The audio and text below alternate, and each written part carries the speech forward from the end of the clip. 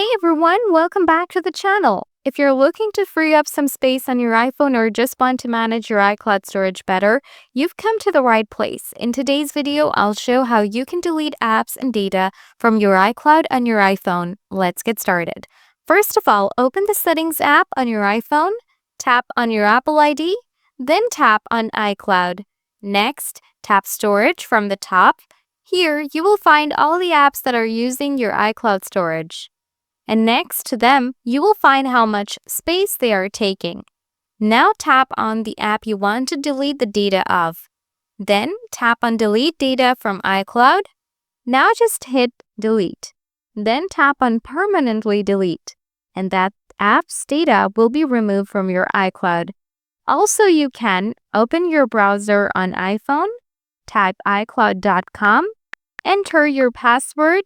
Now you can get direct access to your photos and videos, from where you can delete your photos or videos to free up your iCloud storage. So that's it, guys. You've successfully learned how to delete apps and data from your iCloud on your iPhone. I hope this video helped you manage your storage better. If you find this video useful, please give it a thumbs up and share it with your friends. Don't forget to subscribe for more handy tips and tricks.